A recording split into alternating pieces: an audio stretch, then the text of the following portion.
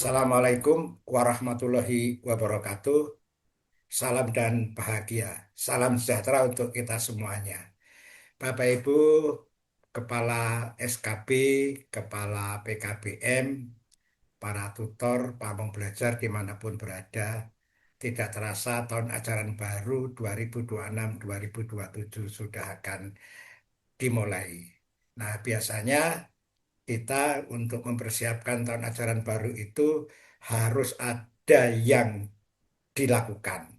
Dan ini kebiasaan ini harus menjadi budaya. Bagaimana mempersiapkan KSP, bagaimana mempersiapkan pembagian tugas, perencanaan pembelajaran, dan sebagainya. Nah, apa saja detail-detailnya yang harus kita persiapkan? Mari kita simak video ini sampai tuntas. Dan kita simak yang lewat ini. Jangan lupa, singgah juga di kanal saya yang lain, yaitu Beradab di Jalan. Kanal yang ingin mengajak agar lebih beradab di jalan raya. Ada informasi penting terkait berlalu lintas, dan membangun peradaban di jalan raya, serta pengetahuan lainnya seputar jalan raya. Kanal ini juga mengajak kalian semua menikmati keindahan pelosok Nusantara. Menyajikan pengalaman perjalanan yang mengesankan, dibalut dengan liputan sejarah, dan informasi yang enteng dan berisi. Salam satu aspal. Bersatu, keselamatan nomor satu. Mari kita mulai Bapak Ibu sekalian. Mulai sekarang, mari kita budayakan mempersiapkan tahun ajaran baru dengan sebaik-baiknya. Jadi kalau biasanya mungkin hanya berjalan tanpa persiapan-persiapan yang optimal, mari kita sekarang kita mulai dengan melakukan persiapan-persiapan agar apa? Agar kita bisa melakukan transformasi layanan pendidikan nonformal yang berkarakter dan berdampak, Bapak Ibu sekalian. Nah, Bapak Ibu sekalian, apa agenda dalam persiapan? Ada fokus-fokus persiapan yang harus kita lakukan. Yang pertama adalah peninjauan dan penyusunan kurikulum satuan pendidikan. Nah, di dalamnya nanti ada hal-hal yang harus kita bahas, yaitu bagaimana pengorganisasian pembelajaran. Jadi pembelajaran itu harus kita siapkan dalam kita organisasikan bagaimana intrakurikulernya, bagaimana kokurikulernya, dan apakah ada ekstrakurikulernya. Itu kita tuangkan di dalam kurikulum satuan pendidikan pada bab 3. Nah, kalau kurikulum satuan pendidikan sudah selesai, maka kita lakukan adalah pembagian tugas tutor, tenaga kependidikan, dan juga kita lihat bagaimana Bapak Ibu Kepala SKB, Kepala PKB harus mengecek kesiapan perencanaan pembelajaran. Bagaimana RPP-nya, bagaimana modul ajarnya, apakah para tutor, para pamong sudah menyediakan, sudah menyiapkan RPP atau modul ajarnya. Dan agenda yang terakhir adalah persiapan administratif, dapodik, dan sarana prasarana harus sudah siap. Nah, ini 5 agenda yang harus kita persiapkan paling tidak menghadapi tahun ajaran baru Bapak Ibu sekalian. Nah, kemudian kita simak satu persatu ya Bapak Ibu ya, kita simak satu persatu bagaimana kita menyiapkan kurikulum satuan pendidikan. Kenapa kurikulum satuan pendidikan harus kita siapkan sejak awal sebelum mulainya tahun ajaran baru, Bapak Ibu sekalian? Karena kalau PKBM dan SKB ini tidak menyiapkan kurikulum satuan pendidikan, arah kemana pembelajaran, arah kemana pendidikan sekarang pada 1 tahun ajaran itu tidak menjadi jelas. Kalau tidak menyusun kurikulum satuan pendidikan. Nah, jika Bapak Ibu sudah memiliki kurikulum satuan pendidikan, memasuki tahun ajaran baru yang dilakukan adalah melakukan peninjauan. Peninjauan kita cek analisis karakteristik satuan pendidikannya itu apakah masih tepat atau tidak. Menyesuaikan kurikulumnya dengan karakteristik murid warga belajar dan potensi daerah. Kemudian jika Bapak Ibu belum memiliki kurikulum satuan pendidikan atau mungkin selama ini copy paste, nah kalau selama ini copy paste, selama ini salin tempel, saran saya menyusun KSP yang baru, yaitu bagi satuan pendidikan yang belum pernah menyusun KSP, penyusunan dapat dimulai dari awal dokumen baru dengan merujuk pada Standar Nasional Pendidikan dan Panduan Pengembangan Kurikulum Satuan Pendidikan. Nah, dan jangan lupa sinkronisasi karakter, mengintegrasikan nilai-nilai lokal dan nasional ke dalam dokumen kurikulum secara holistik, Bapak Ibu sekalian. Nah, Kemudian yang berikutnya Bapak Ibu sekalian, bagaimana kita melakukan pengorganisasian pembelajaran. Pembelajaran yang sifatnya yang pertama adalah intrakurikuler ya. Nanti ada tiga ya, bagaimana pengorganisasian pembelajaran, intrakurikuler, kemudian co-kurikuler, dan ekstrakurikuler. Ini dalam kurikulum satuan pendidikan itu kita tuangkan di dalam bab 3 ya. Nanti Bapak Ibu bisa melihat video saya yang lain bagaimana cara menyusun kurikulum satuan pendidikan, bahkan sudah dibantu dengan prompt cerdas, tapi kita menyiapkan datanya. Data apa? Data rapor pendidikan. Jadi kurikulum satuan pendidikan itu harus berbasis data. Data yang pertama adalah rapor pendidikan, data pendidik, data murid peserta didik, data pendidik, sarana prasarana, kemudian profil. Kalau Bapak Ibu memiliki profil satuan pendidikan, itu kita masukkan di dalam AI Gemini atau mungkin ChatGPT dan sebagainya, dimasukkan datanya, baru kemudian kita jalankan promnya. Nah, kemudian di dalam pengorganisasian pembelajaran bab 3 itu Bapak Ibu sekalian juga akan mendasarkan dari data-data yang sudah kita masukkan tadi Bapak Ibu. Nah, dan perlu diingat di dalam pengorganisasian pembelajaran pada subbab A atau bagian intrakurikuler, Bapak Ibu harus melakukan distribusi satuan kredit kompetensi, baik jenjang paket A atau program paket A, program paket B, dan program paket C, Bapak Ibu sekalian. Nah, di dalam distribusi itu SKK yang utuh per fase didistribusikan dalam setiap mata pelajaran dan kelas. Nah, kemudian jangan lupa ditetapkan pendekatan pembelajaran yang digunakan. Apakah menggunakan pendekatan mata pelajaran, pendekatan terintegrasi, atau blok. Apa yang dimaksud pendekatan mata pelajaran? Jadi misalnya setiap minggu pendidikan Pancasila 1 jam pelajaran setiap minggu hadir. Berarti itu pendekatan mata pelajaran. Tapi kalau terintegrasi, pendidikan Pancasila diintegrasikan dengan IPAS. Kemudian atau matematika diintegrasikan dengan IPAS. Itu terintegrasi. Nanti Bapak Ibu tinggal centang-centang di dalam kolom struktur kurikulum Bapak Ibu sekalian. Atau mungkin blok. Misalnya untuk pemberdayaan, untuk keterampilan itu menggunakan blok waktu. Misalnya 1 hari penuh kegiatan pemberdayaan, 1 hari penuh kegiatan keterampilan. Nah, itu yang disebut dengan pendekatan blok Bapak Ibu sekalian. Nah, kemudian di dalam paket C, kalau paket C itu kan ada mata pelajaran pilihan. Bapak Ibu harus menentukan mata pelajaran pilihan sesuai minat dan ketersediaan sumber daya. Nah, ini yang kadang-kadang lupa Bapak Ibu sekalian. Dalam maaf, ketika kegiatan pembelajaran sudah berlangsung dalam tahun ajaran itu belum ditetapkan mata pelajaran pilihan atau mungkin sudah ditetapkan tapi penetapannya langsung paksa rela. Nah, ini yang kadang-kadang harus kita perhatikan. Jadi yang namanya mata pelajaran pilihan kita wajib menyajikan minimal 7 mata pelajaran. Kemudian murid peserta didik warga belajar memilih 4 sampai 5 mata pelajaran sesuai dengan minat dan bakatnya serta kemampuan hasil mata pelajaran di fase E. Jadi mata pelajaran IPA, mata pelajaran IPS itu menjadi dasar pemilihan untuk penentuan mata pelajaran yang dipilih dan juga tentunya berdasarkan sumber daya. Sumber daya apa? Tutornya ada atau tidak, yang diminta oleh peserta didik, jangan-jangan nggak punya tutornya. Misalnya peserta didik minta bahasa Korea, tapi tidak memiliki tutor yang mempunyai kompetensi untuk mengajar bahasa Korea. Nah, ini tentunya harus disesuaikan. Misalnya saja ya Bapak Ibu sekalian. Nah, kemudian berikutnya Bapak Ibu sekalian, bagaimana co-kurikuler? Nah, ini perlu saya sampaikan Bapak Ibu, di dalam pendidikan kesetaraan, kurikulum untuk co-kurikuler itu muatannya adalah pemberdayaan dan keterampilan. Agak berbeda dengan di formal. Jadi, di pendidikan kesetaraan, muatan co-kurikulernya adalah pemberdayaan dan keterampilan. Apa bedanya? Intinya adalah pemberdayaan bersifat soft skill. Karena itu fokus pada pengembangan diri dan penguatan kapasitas murid atau warga belajar. Jadi soft skill. Nanti Bapak Ibu bisa lihat CP-CP-nya, capaian pembelajaran yang ada di eh, dokumen mengenai capaian pembelajaran.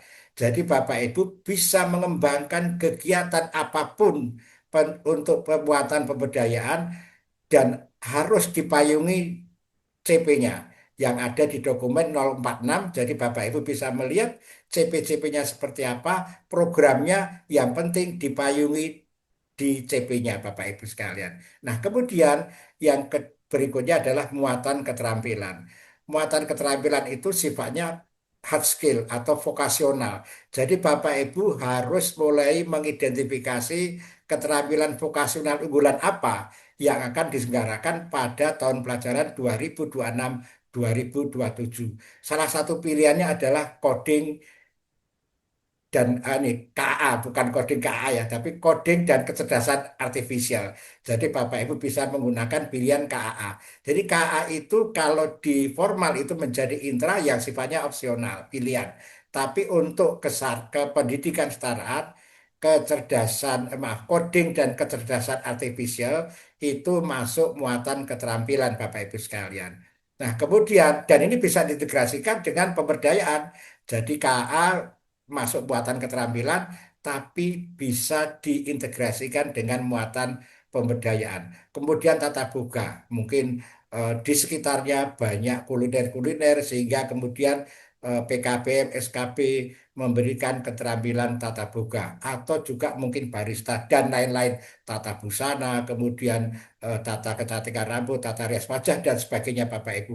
Itu juga sudah tersedia CP-nya di keputusan Kepala BSKP 046 tahun 2025 Bapak Ibu. Nah, tolong ini diidentifikasi dan ditetapkan baik untuk jenjang paket A, jenjang paket B, jenjang paket C, muatan keterampilannya apa. Dan juga tadi, yang muatan pemberdayaan juga sudah ditetapkan baik untuk jenjang paket A, jenjang paket B, jenjang paket C. Nah, kelemahan kita Bapak Ibu sekalian, banyak SKB PKBM belum menetapkan kegiatan kokurikuler sejak awal ketika akan berjalan, ketika akan memasuki tahun ajaran baru. Nah, ini tolong Bapak Ibu ditetapkan dan itu dimasukkan di kurikulum satuan pendidikan pada bab 3 subbab B kokurikuler. Nah, tolong di dalam muatan pemberdayaan dan keterampilan mengintegrasikan pengembangan karakter yaitu penerapan kebiasaan 7 anak Indonesia hebat sebagai ruh dalam setiap aktivitas muatan pemberdayaan dan keterampilan. Walaupun peserta didik atau murid pada pendidikan saran itu adalah eh, sebagian ada 50-50 ya, 50% usia sekolah dan 50% usia dewasa. Tapi yang penting yang kita kita ini bukan masalah anak itu harus usia sekolah, tapi intinya adalah pengembangan karakter dari 7 karakter anak Indonesia hebat yang nanti kita terapkan untuk orang dewasa dengan penyesuaian karakter-karakter yang bisa disesuaikan untuk situasi psikologis orang dewasa Bapak Ibu sekalian. Nah, kemudian ekstrakurikuler. Nah, saya ingin sampaikan Bapak Ibu di dalam Permendikdasmen nomor 13 tahun 2025 untuk ekstrakurikuler itu sifatnya tidak wajib. Tidak wajib diselenggarakan oleh pendidikan kesetaraan dan juga PAUD ya. PAUD dan pendidikan kesetaraan tidak wajib menyelenggarakan ekstrakurikuler. Itu tertuang di dalam pasal 22 Permendikdasmen nomor 13 tahun 2025 Bapak Ibu sekalian. Tapi kalau Bapak Ibu ingin menyelenggarakan tidak apa-apa dan itu dituliskan di dalam subbab C. Jadi bab 3 ada A intrakurikuler, B kokurikuler, C ekstrakurikuler ya, ekstrakurikuler. Bapak Ibu bisa menyelenggarakan, tapi harus hati-hati kalau akan menyelenggarakan pendidikan kepramukaan itu hanya bisa untuk anak usia sekolah. Karena apa? Di pendidikan kepramukaan ada siaga, penggalang, penegak, pandega. Nah, itu dibatasi usia pramuka pandega itu sampai usia 25 tahun. Tentunya murid yang sudah usia 30 tahun ke atas, 25 tahun ke atas, 40-50 tidak bisa ikut pendidikan kepramukaan karena dia sudah di luar usia pramuka yang dibatasi 7 sampai 25 tahun. Begitu pula kalau ada peserta didik usia 17, 18 tahun, 20 tahun yang bisa masuk kategori penegak tapi sudah menikah tidak bisa ikut pendidikan kepramukaan. Jadi pendidikan kepramukaan itu bisa diselenggarakan di PKB, PSKB, tapi sifatnya harus hati-hati untuk peserta didik yang masuk usia golongan siaga, penggalang, penegak, dan padeka. Nah, pengembangan bakat yang lain bisa kita selenggarakan untuk penyaluran minat bakat di luar kegiatan akademik atau intrakurikuler. Nah, pilihan kegiatannya bisa olahraga, kesenian, keterampilan lainnya. Misalnya futsal, basket, voli. Nah, ini kan kegiatan aktivitas jenis cabang olahraganya. Walaupun di dalam apa namanya mata pelajaran ada PJOK. Tapi PJOK itu untuk mencapai CP, tapi pengembangan aktivitas kecabangan olahraga bisa menjadi ekstrakurikuler. Begitu juga misalnya untuk kegiatan seni, musik, tari, teater, seni rupa, dan kesenian, pengembangannya bisa di kegiatan ekstrakurikuler Bapak Ibu sekalian. Nah, ini yang Bapak Ibu perlu cantumkan di dalam bab 3 Bapak Ibu. Nah, kemudian Bapak Ibu juga harus melakukan pembagian tugas tutor ya. Pembagian tugas tutor. Bagaimana untuk pembagian tugas tutor? Harus ada SK pembagian tugas. Penetapan beban mengajar tutor untuk tahun ajaran 2026-2027. Kemudian perlu diperhatikan di dalam apa namanya di dalam pembagian tugas itu adalah terkait dengan penyesuaian latar belakang tutor, maksudnya latar belakang kualifikasi akademik, latar belakang eh, dia S1 apa, prodi apa, kemudian mengajar dengan pelajaran yang diampu sesuai. Ada dua pendekatan. Yang pertama linear, itu yang paling bagus Bapak Ibu sekalian. Jadi sarjana pendidikan bahasa Indonesia mengajar mata pelajaran bahasa Indonesia, sarjana pendidikan Pancasila PPKN, kan kalau di perguruan tinggi masih ada yang namanya prodi PPKN, bisa mengajar mata pelajaran pendidikan Pancasila. Nah, itu linear. Nah, tapi di dalam Permendikdasmen nomor 26 tahun 2025 pasal 11 ayat 4 huruf B, karena keterbatasan ketersediaan tutor di satuan pendidikan baik di SKP maupun PKBM boleh mengajar dalam satu rumpun ilmu ya, mengajar dalam satu rumpun ilmu, misalnya sejarah, sarjana pendidikan sejarah atau sarjana sejarah bisa mengajar sosiologi, bisa mengajar IPS, bisa mungkin geografi karena di dalam transkrip nilai mata kuliahnya ada mata kuliah terkait dengan kebumian. Nah, ini boleh Bapak Ibu sekalian. Nah, ini yang namanya mengajar dalam satu rumpun ilmu. Jadi untuk tutor memang belum ada kewajiban harus linear. Tapi kalau linear baik, tapi kalau tidak ya satu rumpun. Nah, kalau satu rumpun itu jangan sampai sarjana pendidikan matematika kemudian mengajar pendidikan Pancasila, mengajar bahasa Indonesia. Nah, itu tidak dalam satu rumpun Bapak Ibu sekalian. Nah, ini yang tolong diperhatikan dan kita memiliki keluasan dalam pembagian tugas mengajar. Nah, kemudian yang berikutnya harus ada yang mengampu di kelas. Dalam setiap rombel harus ada wali kelasnya.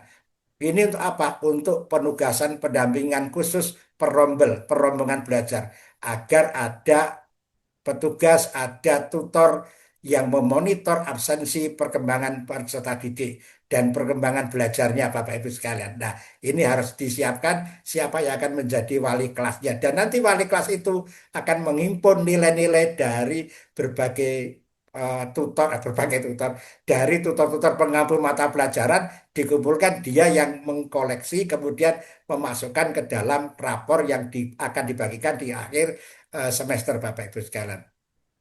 Nah, kemudian Bapak Ibu sekalian, kesiapan perencanaan pembelajaran. Nah, ini yang harus saya sampaikan Bapak Ibu karena perencanaan pembelajaran berbentuk RPP atau modul ajar ini merupakan kewajiban.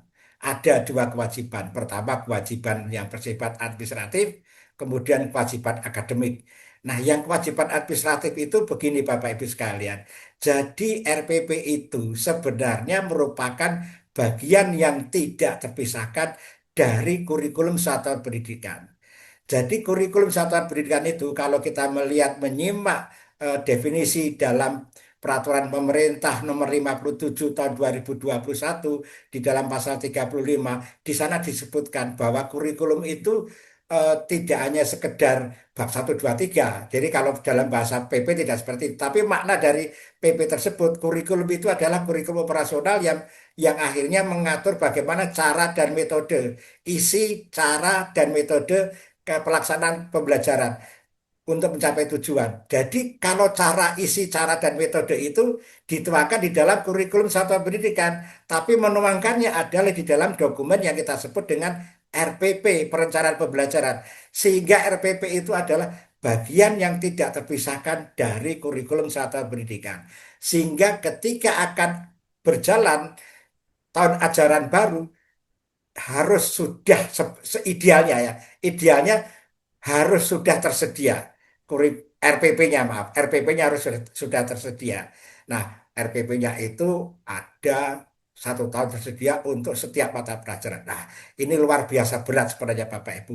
Tapi Bapak Ibu bisa memanfaatkan, minta bantuan kepada AI, Gemini atau mungkin apa namanya AI yang lain, bisa chat, bisa Claude, dan sebagainya dengan menggunakan prompt cerdas.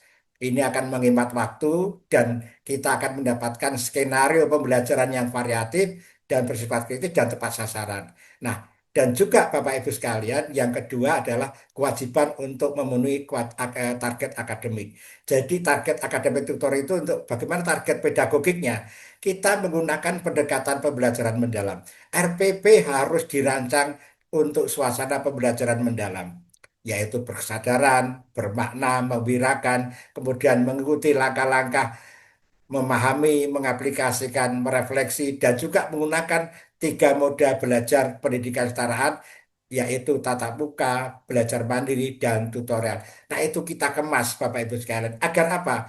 Kalau RPP itu sudah ada kemasan untuk pembelajaran mendalam dan juga sudah menggunakan 3 moda tadi, insya Allah Bapak Ibu, kegiatan pembelajaran pada tahun ajaran itu akan berjalan dengan baik, bermakna, berkualitas, dan berdampak Bapak Ibu sekalian. Sehingga mari RPP kita siapkan sebelum tahun ajaran baru berjalan Bapak Ibu sekalian. Nah, kemudian Bapak Ibu, yang berikutnya adalah kesiapan administrasi lainnya. Bapak Ibu silakan, nanti dalam lampiran KSP itu ada namanya kalender akademik. Bapak Ibu sesuaikan kalender akademik dengan jadwal yang sudah ditetapkan oleh Dinas Pendidikan Kabupaten Kota. Disesuaikan dengan agenda internal satuan pendidikan. Apakah itu asesmen sumatifnya, asesmen sumatif akhir semester, kemudian libur, jeda semester, dan sebagainya. Kemudian yang berikutnya Bapak Ibu kok siapkan. Bapak Ibu tolong buku induk itu dirapikan. Penyiapan dan pemutakhiran buku induk warga belajar ya. Jadi misalnya di awal tahun pelajaran siapa yang masuk, kemudian nanti ketika berjalan tahun ajaran siapa yang mutasi. Mutasi itu bisa masuk, bisa keluar. Nah, ini harus diperhatikan Bapak Ibu sekalian sehingga nanti menjadi tata kelola yang lebih baik, dan ketika ada persoalan-persoalan Bapak Ibu memiliki dokumen yang valid Bapak Ibu sekalian. Nah, kemudian assessment. Nah, assessment itu sebenarnya kan sudah ada di dalam RPP atau modul ajar. Tapi perlu dikoordinasikan dalam hal sisi administrasi. Perlu disiapkan mekanisme assessmentnya. Apakah menggunakan manual atau cetak, berarti harus dipikirkan bagaimana biaya penggandaan, atau menggunakan aplikasi. Berlalu berarti kok berlalu berarti dipikirkan bagaimana aplikasi yang digunakan sehingga Bapak Ibu nanti pada saat pelaksanaan asesmen sumatif itu bisa berjalan dengan lancar. Nah, asesmen sumatif ini bisa kita bagi dua Bapak Ibu. Jadi asesmen sumatif ini kan sebenarnya dilakukan setiap akhir TP atau beberapa TP. Jadi setiap tujuan pembelajaran Bapak Ibu bisa melaksanakan asesmen sumatif. Kemudian di akhir semester Bapak Ibu bisa juga melaksanakan asesmen sumatif yang disebut asesmen sumatif akhir semester. Nah, kalau saya menyarankan asesmen sumatif di setiap tujuan pembelajaran itu bentuknya non-tes. Nah, kemudian asesmen sumatif akhir semester bentuknya tes. Bisa menggunakan pendekatan, bisa menggunakan soal-soal tipe tes kemampuan akademik. Nah, ini juga bisa minta bantuan kepada Prom Cerdas untuk membuatkan soal tipe TKA. Nah, kalau soal maaf, bukan soal, asesmen sumatif setiap akhir TP itu nanti otomatis akan masuk di desain RPP-nya. Di RPP bagian akhir itu nanti ada asesmen sumatif yang biasanya kita desain untuk non-tes, proyek, penugasan, dan sebagainya. Sedangkan di akhir semester, Bapak Ibu bisa dapat menggunakan asesmen sumatif yang menggunakan tipe soal TKA atau dengan soal tes ya, dengan soal tes. Nah, ini Bapak Ibu bisa siapkan Bapak Ibu sekalian. Nah, ini perlu persiapan secara administratifnya Bapak Ibu ya, disiapkan dari awal, dirancang dari awal bagaimana nanti akhir semester bentuk tesnya itu apakah manual, apakah menggunakan aplikasi atau Google Form Bapak Ibu sekalian. Nah, kemudian Bapak Ibu sekalian, yang perlu kita persiapkan berikutnya adalah dapodik dan data teknis. Nah, sambil berjalan Bapak Ibu sekalian, harus lakukan sinkronisasi dapodik pada tahun pelajaran pada tahun ajaran 2026-2027. Harus dilakukan pembaruan data warga belajar lama. Kemudian input warga belajar baru secara akurat. Dan tolong dilakukan verifikasi dan validasi peserta didik dan memastikan NISN-nya itu valid untuk menghindari kendala di akhir masa pendidikan atau di akhir kelas. Jadi jangan sampai nanti menjelang akhir pendidikan atau masuk ketika akan terbit ijazah baru ribut ngurusi NSN. Jadi begitu peserta didik atau murid itu masuk langsung dilakukan verifikasi dan validasi peserta didik secara berkala Bapak Ibu agar tidak ada kendala nanti di akhir jenjang mereka belum memiliki NSN dan bisa berakibat ijazahnya tidak terbit Bapak Ibu sekalian. Nah, ini tolong dilakukan secara berkala ya Bapak Ibu sekalian. Nah, tolong Bapak Ibu, ketika ujian akhir yang kita sebut dengan UPK, ujian pendidikan kesetaraan, tolong sekali lagi, peserta didik dipastikan NISN-nya sudah terbit. Loh, kenapa? Akan terjadi begini. Dia sudah ikut UPK, tapi NISN belum terbit. Nah, sampai ijazah itu terbit, dia belum bisa terbit ijazahnya. Yang lain sudah terbit, dia tidak terbit. Nah, kalau sampai akhirnya dia tidak mendapatkan ijazah, yang menjadi sasaran siapa? Yang menjadi sasaran adalah PKBM dan SKB. Saya ini sudah ujian, tapi kenapa ijazah belum terbit? Nah, ini tolong Bapak Ibu. Maka tolong ketika akan ujian pendidikan saran, pastikan peserta didik itu sudah memiliki NISN sehingga tidak ada persoalan di kemudian hari ketika dia menuntut ijazah karena dia belum memiliki NISN Bapak Ibu sekalian. Nah, kemudian Bapak Ibu sekalian, masa orientasi atau MPLS dan persiapan sarana prasarana. Nah, Bapak Ibu sekalian, peserta didik baik jenjang peserta didik baru ya, Pak. Baik jenjang paket A, paket B, dan paket C itu perlu kita orientasi masa pengenalan lingkungan satuan pendidikan atau MPLS. Nah, dalam MPLS itu bagian yang penting Bapak Ibu bisa mengembangkan kegiatan-kegiatan MPLS apapun bentuknya Bapak Ibu sekalian. Tapi hal yang penting yang perlu disampaikan itu jangan sampai terlupa. Satu adalah strategi belajar mandiri. Loh, kenapa? Karena karakter pendidikan setara itu ada dua. Yang pertama kokurikulernya tadi, kokurikuler muatan pemberdayaan dan keterampilan. Kemudian yang lebih utama itu adalah kegiatan belajarnya itu ada yang bersifat mandiri. Karena tidak semuanya kegiatan belajar dilakukan dengan tatap muka seperti sekolah. Maka harus ada upaya untuk memberikan pengenalan bagaimana strategi belajar mandiri. Itu yang harus disampaikan di dalam masa orientasi ini Bapak Ibu. Di samping itu Bapak Ibu bisa apa namanya, melakukan kegiatan materi-materi yang lain, misalnya diantaranya adalah menanamkan budaya 7 kebiasaan anak Indonesia hebat Bapak Ibu. Nah, berikutnya Bapak Ibu yaitu persiapan sarana dan prasarana. Harus dicek kesiapan ruang kelas dan lab keterampilan. Kemudian dipastikan ketersediaan alat praktik yang layak pakai Bapak Ibu. Dan jangan lupa Bapak Ibu persiapkan koneksi internet dan referensi. Nah, ini penting Bapak Ibu karena untuk mengupdate dapodik, untuk memberikan layanan pendidikan di satuan pendidikan, Bapak Ibu biasanya akan membutuhkan koneksi internet. Dan juga Bapak Ibu bisa eh, apa namanya membantu peserta didik untuk mengakses ke ruang murid atau platform-platform edukasi lainnya Bapak Ibu. Nah, ini Bapak Ibu sekalian yang bisa saya sampaikan dan yang perlu ditarget adalah tetapkan batas akhir penyelesaian seluruh dokumen persiapan untuk dokumen KSP dan juga RPP 1 tahun itu Bapak Ibu harus siapkan. Dan kalau nanti sudah siap Bapak Ibu lakukan workshop kegiatan workshop atau loka karya untuk peninjauan penyusunan kurikulum satuan pendidikan. Dan itu bisa yang idealnya dilakukan sebelum tahun ajaran berjalan. Tapi kan harus melibatkan dinas ya, sehingga mungkin teman-teman dari dinas akan berbagi waktu, tidak bisa dalam satu minggu untuk melakukan apa namanya workshop harus bergantian karena PKP-nya banyak. Nah, sehingga mungkin jadwal workshopnya ada yang masuk di akhir Juli, bahkan mungkin ada yang masuk di bulan Agustus. Itu tidak masalah Bapak Ibu. Tapi yang penting dokumen KSP-nya itu sudah disiapkan sebelum masuk tahun ajaran baru. Ingat, 2 minggu lagi sudah masuk tahun ajaran baru, sehingga ini kita harus mulai menyiapkan sekarang. Agar apa? Agar kita bisa mewujudkan pendidikan non formal yang berkualitas, mandiri, dan berkarakter Bapak Ibu. Demikian tadi Bapak Ibu sekalian pembahasan mengenai bagaimana persiapan PKBM SKB dalam menghadapi tahun ajaran baru 2026-2027.